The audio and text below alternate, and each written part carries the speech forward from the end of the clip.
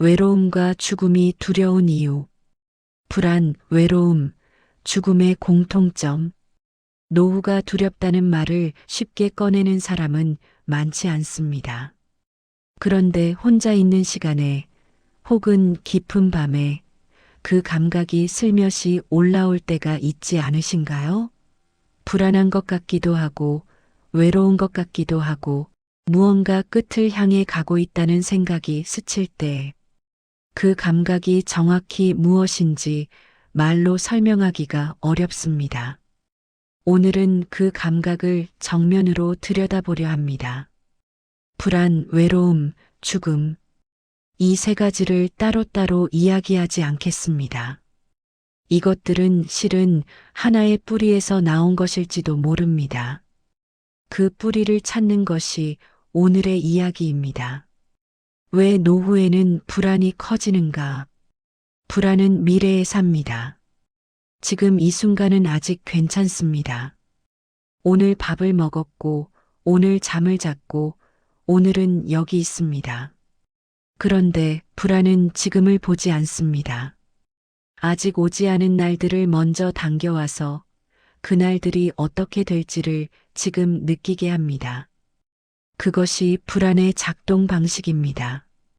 젊을 때도 불안은 있었습니다. 취직이 될까? 이 사람과 잘 될까? 이 선택이 맞는 걸까? 그 불안들은 대부분 어떤 방향으로 나아가고 있다는 감각 위에 있었습니다. 앞으로 가면 무언가 달라질 것이라는 믿음이 있었습니다. 그래서 불안이 있어도 움직일 수 있었습니다. 노후의 불안은 성격이 다릅니다. 방향의 감각이 달라집니다. 앞으로 가면 무언가 더 나아진다는 믿음보다 앞으로 가면 무언가가 더 줄어든다는 감각이 커집니다. 체력이 줄고 역할이 줄고 관계가 줄고 시간도 줄어드는 것 같습니다. 그래서 노후의 불안은 나아지기 위한 불안이 아니라 잃지 않기 위한 불안에 가깝습니다. 그리고 이 불안에는 특별한 성질이 하나 있습니다. 이름을 붙이기가 어렵다는 것입니다. 돈이 문제인 것 같기도 합니다. 건강이 문제인 것 같기도 합니다. 그런데 막상 돈도 어느 정도 있고 건강도 크게 나쁘지 않은 사람도 이 불안을 느낍니다. 구체적인 무언가가 문제라기보다 그냥 막연하게 불안합니다. 이유를 딱 집어 말할 수 없는데 불안한 것. 이것이 노후 불안의 가장 당혹스러운 특징입니다. 이유를 말할 수 없는 불안이 가장 오래 갑니다. 싸울 대상이 없는 불안은 싸움을 끝낼 수가 없기 때문입니다. 무언가를 고치면 사라지는 불안이 아니라 고칠 수 없는 무언가로부터 오는 불안. 그것이 노후의 불안을 그토록 끈질기게 만드는 이유입니다. 정리하지 못한 생각이 두려움을 만듭니다. 이것이 핵심입니다. 불안은 대부분 아직 정면으로 바라보지 않은 것들에서 옵니다. 생각하면 불편할 것 같아서 피해온 것들, 말 꺼내면 무거워질 것 같아서 덮어두었던 것들, 그것들이 정리되지 않은 채로 쌓여 있을 때 막연한 불안이 됩니다. 형체 없이, 이름 없이, 그냥 무겁게. 외로움이 깊어지는 이유. 외로움을 단순히 사람이 없어서 오는 것이라고 생각하면 해결책은 간단해 보입니다. 사람을 만나면 됩니다. 모임에 나가면 됩니다. 그런데 그게 그렇게 단순하지 않다는 것을 노후를 살아가는 분들은 잘 알고 있습니다. 사람들 사이에 있어도 외롭습니다. 가족과 함께 밥을 먹어도 외롭습니다. 오랜 친구를 만나고 돌아와도 외롭습니다. 사람이 없어서가 아니라 연결의 감각이 옅어졌기 때문입니다. 노후의 외로움은 관계의 수가 줄어서 오는 것이 아닙니다. 관계의 결이 바뀌어서 옵니다. 직장이 있을 때는 매일 만나는 사람들이 있었습니다.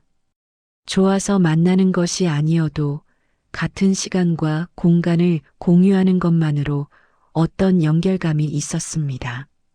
아이들이 어릴 때는 학교 행사, 학부모 모임, 동네 모임이 있었습니다. 역할이 관계를 만들어 주었습니다.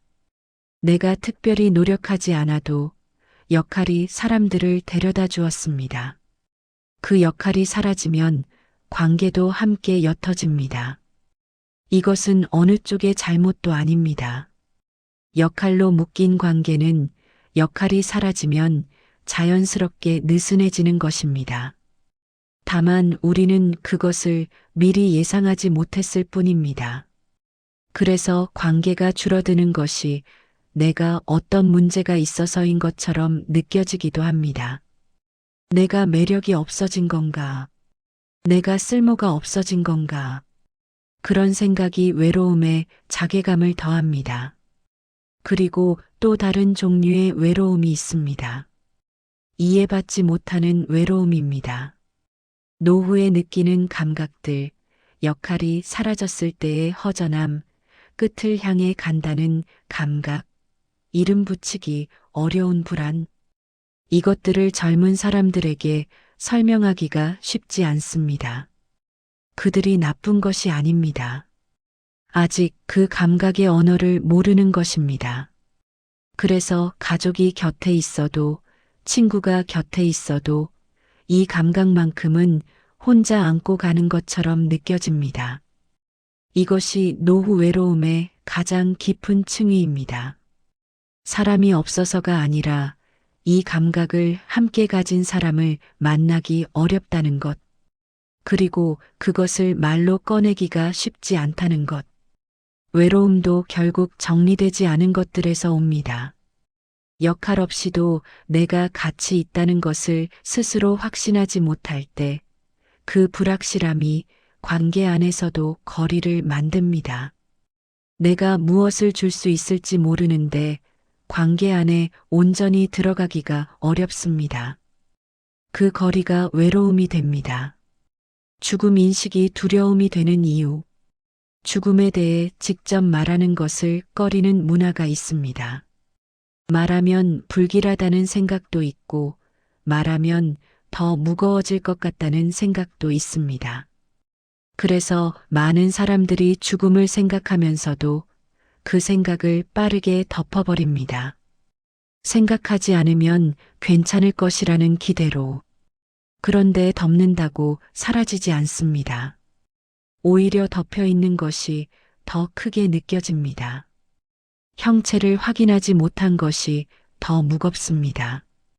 죽음이 두려운 이유는 사실 죽음 자체 때문만은 아닙니다. 죽음이 두려운 데는 몇 가지 층위가 있습니다. 첫 번째는 통제할 수 없다는 것입니다. 언제 올지 모르고 어떻게 올지 모르고 막을 수도 없습니다. 인간은 통제할 수 없는 것 앞에서 본능적으로 불안해합니다. 죽음은 그 통제 불가능함의 극단에 있습니다. 두 번째는 이별입니다. 죽음은 지금 여기에 있는 모든 것과의 이별입니다. 사람들, 익숙한 장소들, 일상의 작은 것들, 그것들이 사라진다는 것. 아니, 내가 그것들로부터 사라진다는 것. 이 이별의 감각이 두렵습니다. 세 번째는 의미의 문제입니다. 내가 살아온 이 시간이 어떤 의미였는지, 잘 살았는지, 충분히 살았는지, 죽음을 앞에 두고 이런 질문들이 밀려올 때 아직 그 답을 갖고 있지 못한 사람에게는 그것이 두려움이 됩니다. 그리고 이 세 가지 두려움은 모두 지금 이 순간까지 정리하지 못한 것들과 연결되어 있습니다. 죽음을 두려워하는 것은 죽음이 낯설어서이기도 하지만 삶이 아직 정리되지 않았다는 감각 때문이기도 합니다.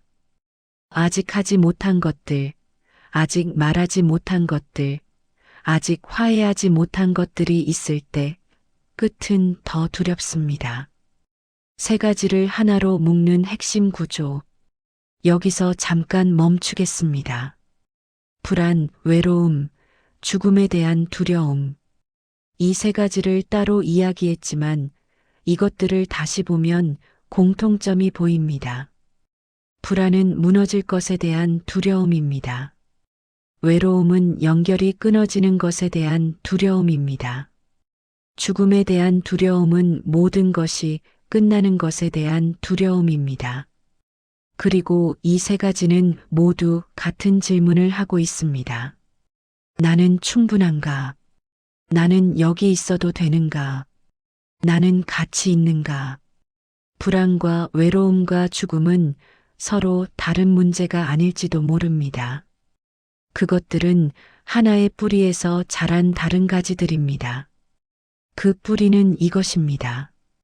역할 없이는, 쓸모 없이는, 연결 없이는 내가 존재해도 되는지를 확신하지 못하는 것. 이것이 세 가지 감각 모두를 만들어내는 구조입니다.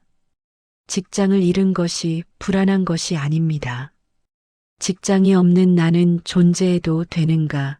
라는 질문이 불안입니다.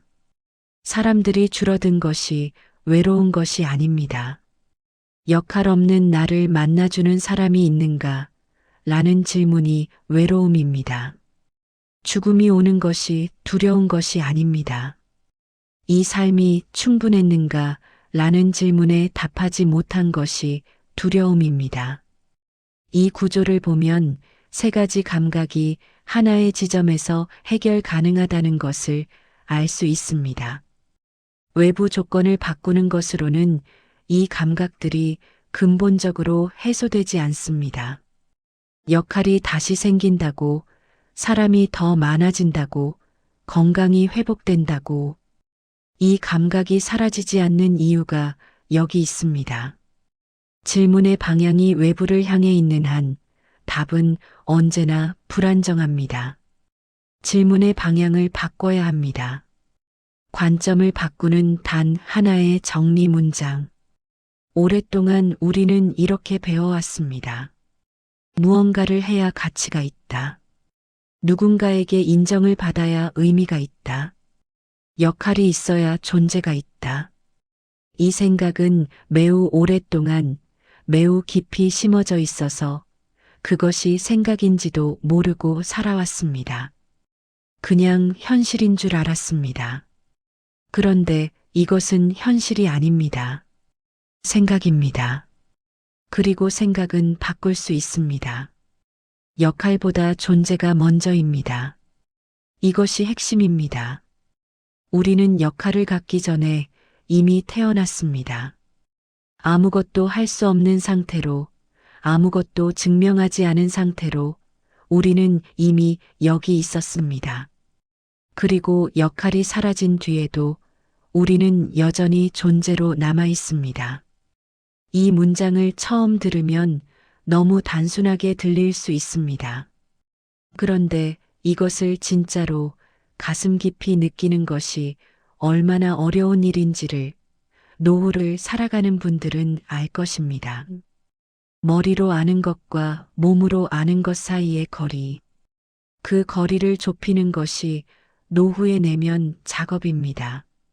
노후는 사라지는 시기가 아니라 가벼워지는 시기일지도 모릅니다. 평생 입어온 옷들이 있습니다. 역할이라는 옷, 기대라는 옷, 비교라는 옷, 증명이라는 옷. 이것들을 오랫동안 입고 살다 보면 그것이 옷인지 자신인지 구분이 안 됩니다. 그런데 노후에 하나씩 벗겨지기 시작할 때 처음에는 춥고 낯설지만 그 아래에 무언가가 있습니다. 오랫동안 가려져 있던 것, 아무것도 아닌 것처럼 보이지만 사실 가장 처음부터 있던 것, 그것이 존재입니다. 역할이 없어도 여기 있는 것, 비교하지 않아도 괜찮은 것, 증명하지 않아도 충분한 것, 이것을 처음으로 느낄 수 있는 시간이 노후일지도 모릅니다. 그것이 무너짐이 아니라 가벼워짐인 이유입니다. 죽음에 대해서도 마찬가지입니다. 죽음이 두려운 것은 끝이기 때문이 아닐 수 있습니다. 아직 내가 충분히 존재했는지를 모르기 때문일 수 있습니다. 그런데 역할 없이도, 비교 없이도, 증명 없이도 내가 충분히 존재한다는 것을 알게 될 때 죽음에 대한 두려움의 성격이 달라집니다. 없애지 못합니다. 그러나 달라집니다. 형체 없이 무거웠던 것이 조금은 이름 붙일 수 있는 것이 됩니다. 일상에서 적용 가능한 사고 전환. 이것을 어떻게 일상으로 가져올 수 있을까요? 거창한 변화를 말하려는 것이 아닙니다. 아주 작은 방향의 전환들입니다. 첫 번째는 하루를 마칠 때 질문을 바꾸는 것입니다. 오늘 무엇을 했나가 아니라 오늘 무엇을 느꼈나? 성과로 하루를 마감하는 습관에서 감각으로 하루를 마감하는 습관으로 어떤 맛이 좋았는지, 어떤 장면이 눈에 들어왔는지, 어떤 말이 마음에 남았는지, 이 작은 질문이 쌓이면 내가 존재했다는 흔적이 역할이 아닌 감각에 남기 시작합니다. 두 번째는 불안이 올 때 그것을 없애려 하지 않는 것입니다. 불안이 왔다는 것을 그냥 알아채는 것. 아, 지금 불안하구나. 이 알아챔이 불안으로부터 한 걸음 물러서게 합니다. 불안은 대부분 정면으로 바라보면 조금 작아집니다. 피하려 할수록 커집니다. 이름을 붙이는 것만으로도 그 무게가 조금 달라집니다. 세 번째는 비교를 내려놓는 연습입니다. 예전의 나와 비교하거나 다른 사람과 비교하거나 이 비교는 언제나 지금의 나를 부족하게 만듭니다. 비교를 내려놓는다는 것은 의지의 문제가 아닙니다. 비교가 일어나고 있다는 것을 알아채고 그 비교가 실제로 나에게 도움이 되는지를 묻는 것입니다. 이 비교가 지금 나를 어디로 데려가고 있는가? 그것을 알아채는 순간 비교에서 조금 자유로워집니다. 네 번째는 역할 없이 만날 수 있는 사람을 한 명 찾는 것입니다. 무언가를 함께 해야 하는 관계가 아니라 그냥 있어도 되는 관계. 말이 많지 않아도 불편하지 않은 관계. 아무것도 증명하지 않아도 되는 관계. 그런 관계 안에서는 역할 없는 자신을 만날 수 있습니다. 그리고 그 만남이 존재로서의 자신을 조금씩 확인하게 합니다. 다섯 번째는 지금 여기에 있는 것들을 한 번씩 확인하는 것입니다. 아직 있는 것들, 아직 볼 수 있는 것들, 아직 만날 수 있는 사람들, 아직 느낄 수 있는 것들, 이것을 당연하게 여기지 않는 연습, 이것들이 있다는 것이 당연하지 않다는 것을 알 때 지금이 다르게 느껴집니다. 잃어가는 것을 보는 눈과 아직 있는 것을 보는 눈, 같은 나를 보는 이 두 가지 눈의 차이가 하루의 질감을 완전히 다르게 만듭니다. 여섯 번째는 죽음을 한 번쯤 조용히 바라보는 것입니다. 자주 할 필요는 없습니다. 피하지 않고 한 번은 정면으로 나는 언젠가 사라질 것이다. 이 사실을 인식할 때 지금 이 시간이 달리 보입니다. 지금 만나는 사람이, 지금 먹는 것이, 지금 보이는 하늘이 다르게 느껴집니다. 끝이 있다는 것이 삶을 위협하는 것이 아니라 오히려 삶을 더 또렷하게 만들어줄 수 있습니다. 유한함을 아는 사람이 지금을 더 깊이 삽니다. 일곱 번째는 말하지 않아도 되는 것들을 억지로 말하려 하지 않는 것입니다. 노후의 감각들은 언어로 완전히 옮겨지지 않는 것들이 많습니다. 설명하려 할수록 오히려 멀어지는 것들, 그것들을 그냥 안고 가는 것도 방법입니다. 모든 것을 정리해야 한다는 강박에서 벗어나는 것. 어떤 것들은 정리되지 않은 채로 함께 사는 것도 삶의 방식입니다. 불안, 외로움, 죽음. 이 세 가지는 노후를 살아가는 사람이라면 언젠가 반드시 만나는 감각들입니다. 피할 수 있는 것이 아닙니다. 그리고 피해야 할 것도 아닙니다. 이것들을 정면으로 바라볼 때 공통된 무언가가 보입니다. 이 세 가지는 모두 역할이 없어진 자신이 여전히 충분한가를 묻는 질문들입니다. 그리고 그 질문에 답을 찾는 과정이 노후를 단순히 견디는 것이 아니라 살아가는 것으로 만들어줍니다. 역할은 사라집니다. 관계는 바뀝니다. 몸은 변합니다. 그러나 우리는 여전히 존재로 남아 있습니다. 이것이 흔들리지 않는 단 하나의 사실입니다. 역할이 있을 때도 있었고, 역할이 사라진 뒤에도 있습니다. 처음부터 있었고, 끝까지 있을 것입니다. 역할이 아니라 존재였다는 것. 노후는 사라지는 시기가 아닙니다. 어쩌면 가장 자신다운 시간이 시작되는 시기일지도 모릅니다. 평생 입어온 옷들을 하나씩 내려놓고 그 아래에 있던 자신을 처음으로 제대로 만나는 시간. 무거웠던 것들이 가벼워지고 복잡했던 것들이 단순해지는 시간. 두려움은 사라지지 않을 수 있습니다. 외로움이 완전히 해소되지 않을 수도 있습니다. 죽음은 여전히 거기 있을 것입니다. 하지만 그것들을 바라보는 눈이 조금 달라질 때 그것들과 함께 사는 방법도 달라집니다. 오늘 이 이야기가 그 눈을 조금 바꾸는데 도움이 되었으면 합니다. 아주 조금이어도 됩니다. 들어주셔서 감사합니다.